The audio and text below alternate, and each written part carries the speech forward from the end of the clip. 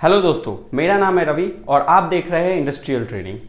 आज मैं आपको किसी भी प्रोडक्ट का कॉस्टिंग कैसे निकालते हैं, मतलब किसी भी प्रोडक्ट को कितने प्राइस में हम मार्केट में बेचे, ये कैसे कैलकुलेशन किया जाता है, मैं आपको ये बताने वाला हूं। जैसे कि आज मैं एग्जाम्पल के तौर पे ये ग्लास ले लिया हूं। आज हम इस ग्लास का कॉस्टिंग करके देखेंगे कि इसको बनाने में कितना खर्चा हुआ है, रॉ मटेरियल कॉस्ट कितना पड़ा है, ऑपरेशन कॉस्ट कितना पड़ा है और हम इसको फाइनली मार्केट में कितने प्राइस में बेच सकते हैं। तो बिना टाइम वेस्ट किए चलिए वीडियो को शुरू करते हैं। जैसे कि मैंने आपको ऑपरेशन बताया, मैंने यहाँ पे ये सारे ऑपरेशन लिख दिए हैं सेम। अब हम कॉस्टिंग करते हैं। सबसे पहला हम करते हैं सर्कल का रॉ मटेरियल कॉस्ट। अगर हम सर्कल कटिंग कर रहे हैं तो इसमें हमारा रॉ मटेरियल कॉस्ट कितना जाएगा। सबसे मेन जो कॉस्ट जाता है वो रॉ मटेरियल कॉस्ट जाता है। अब मैंने पकड़ लिया डायमेंशन, सर्कल का जो डायामीटर है वो है 100 mm। मैंने डायमेंशन यहाँ पे इसीलिए लिखा है क्योंकि मेरे पास इसका वेट नहीं है, इसका वजन नहीं है। तो अब मैं सिर्फ डायमेंशन से कर सकते हैं क्योंकि हम एस्टिमेशन कर रहे हैं। अब डायमेंशन से वेट कैसे निकालते हैं, मैं इसके लिए आपको एक सेपरेट वीडियो बना दूंगा, आप उसे देख सकते हैं और आपको आ जाएगा। ठीक है, तो मैंने लिख दिया diameter of circle is 100 mm, thickness of the circle is 9 mm। जो 20 गेज का हम सर्कल ले लिए हैं। मटेरियल हमारा जो भी आइडेंटिफाई कर सकते हैं, मटेरियल है, हार्डनेस है, ये सब आपका एक्सटेंशन है, इसको आपको ज़रूरत नहीं है लिखने की। आज मैं सिर्फ नॉर्मली बता रहा हूँ कि क्या क्या हो सकता है। तो ये सब देखने के बाद हमारा मटेरियल कॉस्ट, मान लीजिए मटेरियल कॉस्ट हमने 290 रुपया पर केजी लिया। इस हिसाब से जो हमारा वेट आया है, मटेरियल प्रोडक्ट का वेट आया है, प्रोडक्ट वेट है 56 ग्राम और वेट इंक्लूडिंग वेस्टेज जो ये हमारा वेस्टेज है, ये जो सर्कल सिल है स्क्वायर, ये हमारा वेस्टेज है और ये हमारा प्रोडक्ट है। तो वेस्टेज के साथ हमारा पूरा रॉ मटेरियल 68 ग्राम जा रहा है और जो प्रोडक्ट वेट है वो है 56.65 ग्राम। तो ये 68 ग्राम का जो कॉस्ट आ रहा है वो आ रहा है 19 रुपीज़ 88 पैसा। अब हम स्क्रैप वैल्यू निकालेंगे। डेफिनेट जाहिर सी बात है, जब ये हमारा स्क्रैप कटेगा तो हम इसका स्क्रैप बेचेंगे मार्केट में, तो कुछ ना कुछ इससे रिकवरी होगा। तो हम इसका स्क्रैप वैल्यू निकालेंगे। तो सबसे पहले देखेंगे कि स्क्रैप कितना है। तो including wastage minor product weight is equal to wastage आ गया। अब मैंने ये स्क्रैप वैल्यू निकाला। मैंने पकड़ लिया कि 290 रुपये मैंने खरीदा था, मैं इसको स्क्रैप करके 75 रुपये मार्केट में बेच रहा हूँ। तो 90 पैसा मेरा जा रहा है, इसका मतलब रिकवरी हो रहा है इससे। ठीक है, तो ये मेरा आ गया raw material cost. Raw material cost क्या हो जाएगा, यहाँ पे मैं डाल देता हूँ equals to 19 minus 9, that is equal to 18.98 is my raw material cost. Okay,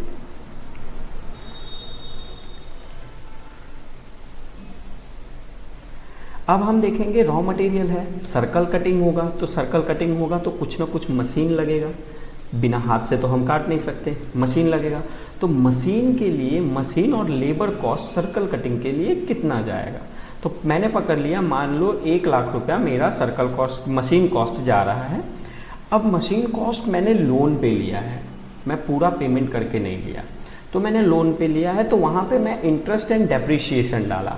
अगर आप पूरा कैश दे के लेते हैं फिर भी आप डेप्रिसिएशन 30% लगाएंगे, क्योंकि आपको मशीन का कॉस्ट तो रिकवरी करना है ना। तो आपको डेप्रिसिएशन कॉस्ट 30% अप्लाई करना ही है। मैंने interest and depreciation cost 30% apply कर दिया। अब मान लो कि मेरे को ये मशीन चलाने के लिए 3 यूनिट इलेक्ट्रिसिटी लग रही है और पर यूनिट का रेट मेरा 10 रुपया है। इस हिसाब से मैं अगर दिन भर में 24 घंटा चलाता हूँ तो एनर्जी चार्ज जो है मेरा वो 720 रुपया आ जाएगा। अब जाहिर सी बात है, मशीन है तो मशीन कभी ना कभी मेंटेनेंस में जाएगा, तो मेंटेनेंस में जो हम देंगे पैसा वो भी हम प्रोडक्ट से रिकवरी करते हैं।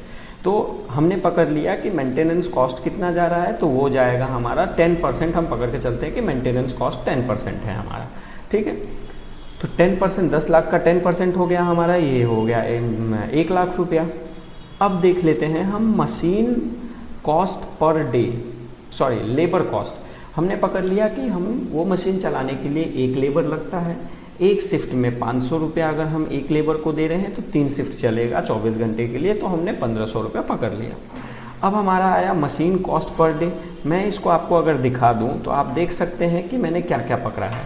सबसे पहले मैंने पकड़ा है C38 बाई 300, क्योंकि ये जो इंटरेस्ट एंड डेप्रिसिएशन आता है ये पर एनम आता है और साल में 365 दिन होते हैं जिसमें कुछ दिन छुट्टी में जाता है, इसीलिए हम इसको 300 दिन ही पकड़ते हैं।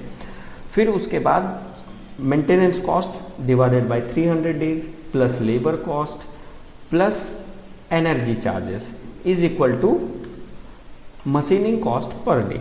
ओके, अब मान लीजिए कि मेरा मशीन 1 मिनट में 40-30 सर्कल कट करके दे रहा है, तो पंच per day is equal to मेरे को टोटल 21 घंटे हम चला रहे हैं तो पर डे में 50,400 पीस कट होके निकल जाएगा। आप अपने हिसाब से साइकिल टाइम सेट कर सकते हैं कि आपका कितना मशीन की स्पीड है, प्रोडक्टिविटी क्या है, वो सब आपको आ जाएगा। अब मशीन कॉस्ट आ गया 7 पैसा। मशीन कॉस्ट आया तो मशीन कॉस्ट के साथ साथ आपका पंचिंग कॉस्ट भी आएगा। मशीन में जो मोल्ड यूज़ करेंगे तो वो वियर एंड टियर जाएगा, वियर एंड टियर जाएगा तो उसको आपको मेंटेनेंस देना पड़ेगा, प्रिवेंटिव देना पड़ेगा, तो उसके लिए मोल्ड कॉस्ट मैंने ये पकड़ लिया। ये सारे चीज़ कैलकुलेशन करने के बाद मेरा मोल्ड कॉस्ट आया 0.006 पैसा। ठीक है, अब आप देख सकते हैं कि फिर मैंने पकड़ा ड्राइंग ऑपरेशन के लिए कितना होता है। तो जैसे मैंने सर्कल कटिंग के लिए मशीन और लेबर कॉस्ट निकाला था, सिमिलर वे हम इसको भी ड्राइंग ऑपरेशन के लिए भी सिमिलर वे में हमारा कॉस्ट निकल जाएगा। इसका भी मोल्ड लगता है, मोल्ड में मेंटेनेंस आएगा, वेयर टियर आएगा, तो हम उसके लिए भी पकड़ लेते हैं। तो ये हमारा कॉस्ट निकल आया। ठीक है, अब पैकेट कॉस्ट, सिमिलर कैलकुलेशन है। पैकेट कॉस्ट, ये मेरा पैकेट कॉस्ट आ गया। पैकेट कॉस्ट आने के बाद मैंने एक एज्यूम एग्जांपल ले लिया कि मैं अगर 23 बाई 6 इंच का पैकेट यूज़ करता हूँ, एक पैकेट यूज़ करता हूँ, तो मेरा 70 पैसा 80 पैसा जा रहा है। मैंने अब कार्टन कॉस्ट, हम मार्केट में ऐसे तो नहीं बेच सकते, कार्टून में पैक करके देंगे, तो कार्टन कॉस्ट हमारा 1 रुपया पड़ा। पैकिंग के लेबर का कॉस्ट हमारा 5 पैसा पड़ा। अब ये सारे कॉस्ट हमने कैलकुलेट कर लिए हैं। एक कैलकुलेट करने के बाद ये हमारा यहाँ पे ऊपर हम लिख देंगे। मान लीजिए जैसे कि मैंने आपको दिखाया था, सब मैंने लिख दिया। Circle cutting and raw material cost is 18.98 rupees with scrap value. Scrap value को निकालने के बाद मेरे को 18.98 रुपीज़ मिला। अब मशीन एंड लेबर कॉस्ट 7 पैसा पड़ा, मोल्ड कॉस्ट पड़ा, फिर उसके बाद मशीन ड्राइंग ऑपरेशन पड़ा, फिर उसके बाद में मोल्ड कॉस्ट पड़ा, पैकेट कॉस्ट, सब अब इंक्लूड करके मेरे को सिर्फ मटेरियल और प्रोसेसिंग के कॉस्ट में 20 रुपया 90 पैसा, 91 पैसा, मेरा 20 रुपया 91 पैसा पड़ गया material cost and labour cost and operational cost. ठीक है, जो मेरे डायरेक्ट लेबर है, जो भी मेरे डायरेक्ट लेबर है, सब इसमें इंक्लूड हो गए हैं। अब हम आते हैं अदर कॉस्ट के ऊपर बात करने के लिए। मान लीजिए आपने रॉ मटेरियल, कोई भी रॉ मटेरियल है, किसी भी प्रोडक्ट को बनाने के लिए आपको रॉ मटेरियल की रिक्वायरमेंट पड़ती है। अब रॉ मटेरियल आप ऐसा तो नहीं है कि आज खरीदेंगे कल आप मार्केट में बेच देंगे, कल आप प्रोसेस कर देंगे। आपको 1 महीने का रॉ मटेरियल स्टोर करके रखना होगा। अब आप 1 महीने का मटेरियल स्टोर करके रखेंगे तो आपका पैसा जो है वो तो स्टक हो गया। तो इसीलिए हम इधर पे 10% उस मनी पे भी हम चार्ज करते हैं। तो मैंने यहाँ पे डाल दिया है interest eight the rate 10% on raw material for 1 month, जो हमारा आ गया है 17 पैसा। ये पर एनम पे होता है। दैट्स वाई हमने इसको क्या किया, जितने भी रॉ मटेरियल के कॉस्ट थे सबको प्लस करके उसका 10% निकाल के डिवाइड बाई 12 किया, क्योंकि ये हम 1 महीने का ही इंटरेस्ट चार्ज करेंगे, हम उससे ज़्यादा चार्ज नहीं करेंगे। सिमिलर कॉस्ट, अब मान लो रॉ मटेरियल है, प्रोडक्शन निकालते ही हम मार्केट में तो बेच नहीं देंगे। आज हमने प्रोडक्शन निकाला, कल हम मार्केट में बेच देंगे, ऐसा तो पॉसिबल है नहीं। प्रोडक्शन को भी हमें स्टोर करके रखना है, तो हम प्रोडक्शन पे भी 10% इंटरेस्ट चार्ज करते हैं। तो interest rate at the rate 10% of the production for 1 month, that is equal to this amount. अब आप कंपनी चला रहे हैं, फैक्ट्री चला रहे हैं, उसमें कई सारे ओवरहेड्स आते हैं, जैसे कि आपका स्टेशनरी यूज़ होता है, प्रिंटर यूज़ होता है, और पेंसिल है, कई सारे चीज़ हैं जो आप इस्तेमाल करते हैं, तो उसका भी कॉस्ट आपको प्रोडक्ट पे ही डालना है, आप अपनी जेब से तो डालेंगे नहीं।